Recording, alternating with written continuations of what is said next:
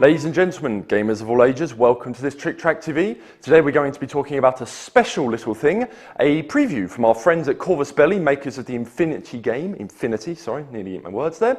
Now this is a brand new model, which hasn't been shown yet, so this is a kind of an exclusive for us, I suppose.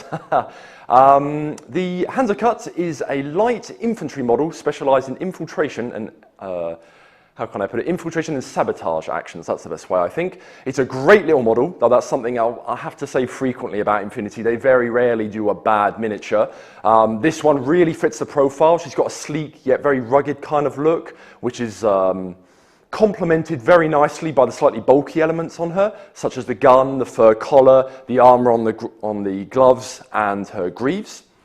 There's not really much else you can say about Infinity. They always do stunning miniatures, and this is just another one for that amazing range. Now, this is the second Hunzakut model available. The other one that was available is the sniper rifle configuration, which you can get in the base starter box, if I'm not mistaken.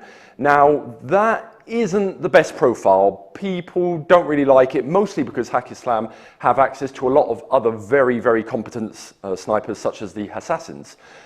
This model, however, will allow you to play the deployable repeater with the grenade launcher option, or the deployable repeater and forward observer option with the light shotgun, which a lot more people are a fan of. The deployable repeater is always a great piece of tech if you're using hackers, especially with N3, where hacking has become a much more viable option. There's a lot of tools and tricks you can pull off with it. Forward Observer gives you a slightly more toolbox kind of model, as this is an irregular troop, therefore she does not contribute any orders to the order pool. You're always going to be activating her every turn. If you have to base a strategy around one or two particular models that are really going to go for gold, the fact that she can forward observe to help boost their chances of hitting means that even as an irregular troop, she still has a good way of supporting the rest of the army.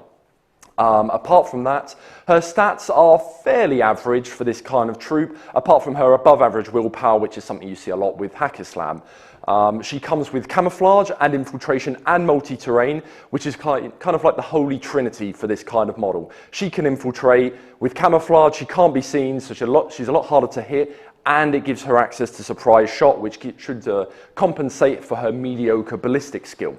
They all come with anti-personnel mines as standard, which is a great way, along with infiltration and camouflage, of moving up the board straight off the bat and then locking down a certain part of terrain, which your opponent is going to have to either tread very carefully or really lose quite a few resources trying to get this tick out of this certain part of the board. Sorry, there.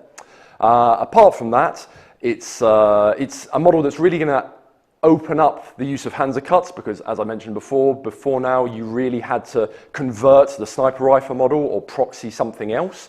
So this should give all the Hack-Islam players or the sectorial players, I hope I haven't pronounced that badly, access to something a little bit more useful.